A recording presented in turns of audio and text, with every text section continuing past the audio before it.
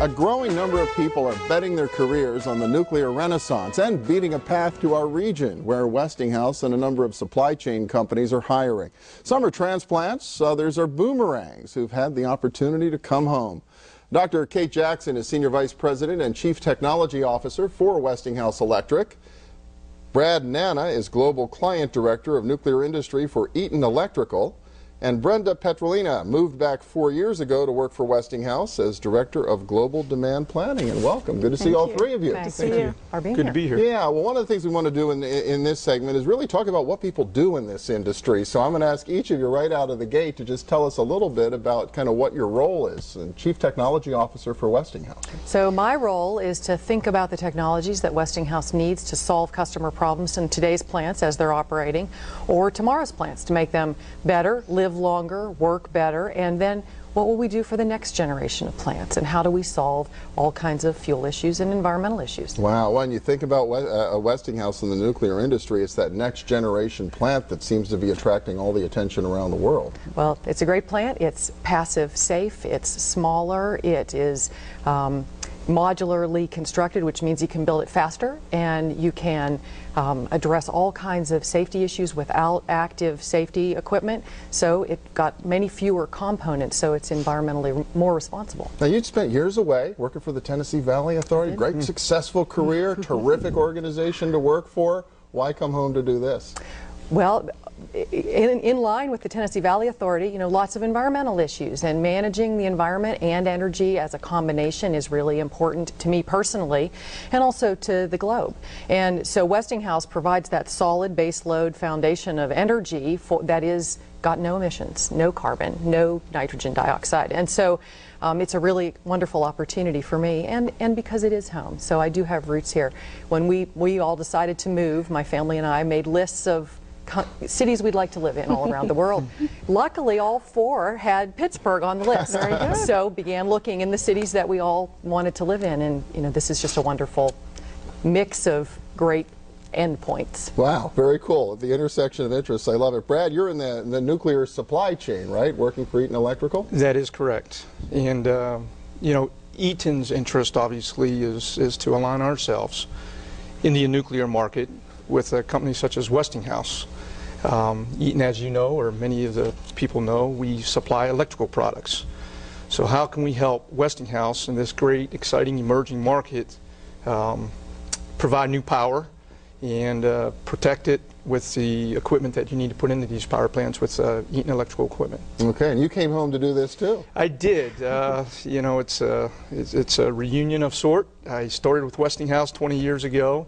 Then we, through an acquisition, I became an Eaton employee, lived in 8 or 9 different states all on the East Coast, and an opportunity came back to not only reunite myself with Westinghouse, but also to get back to Pittsburgh. So it's a good place to be, and we're excited to be back home. All right, Brenda, we got another boomerang in you. Now, you came home to work for Westinghouse too. What do you do exactly? I am Director of Global Demand Planning, and I'm part of the Supply Chain Management Organization.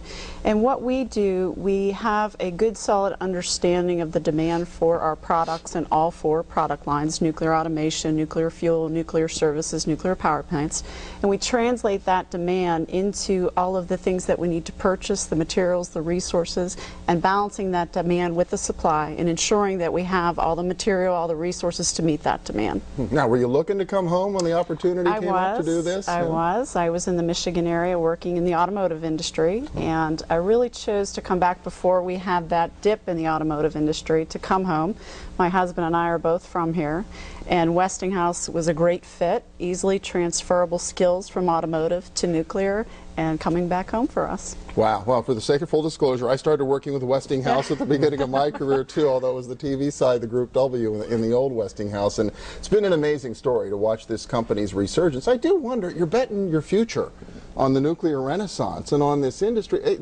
Kate, does it give you pause at all, though, that the federal government hasn't come to grips with the whole waste issue and those kinds of things? Do you really have confidence that this industry has this kind of a future? Oh, I have confidence. I mean, we need baseload power that can produce very reliable, inexpensive power that is environmentally responsible. So the fact that it's carbon-free, we're going to need a low-carbon economy, and so you need nuclear power as a very fundamental piece of that.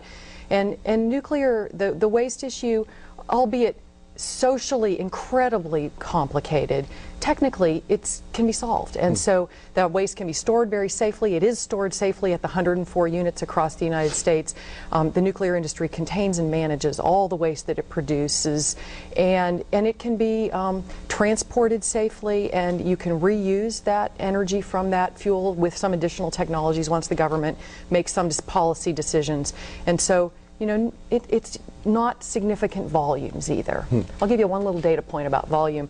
If all of your lifetime electricity came from nuclear energy, all the used fuel, we call it used fuel because there's still energy in it, all the used fuel would fit in a soda can with room to spare. What, that a single person could use in a lifetime? For your lifetime. Yep. So it's not a giant amount, so it can be safely managed and safely stored. And now we can find ways to reuse it with technologies that Westinghouse is investing in. Well, I love it. That's always been the Westinghouse can-do engineering spirit for sure. Only a few seconds left. I mean, I take it you two are as bullish about the future of this industry and the opportunity for our region. Yes, absolutely. And I think Kate stated it well. You look at what the demands are, not only U.S. demands in electricity, but global demands.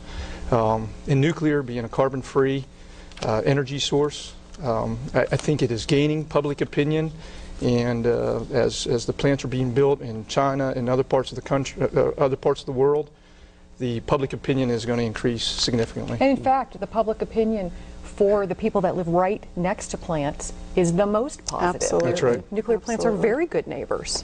I agree.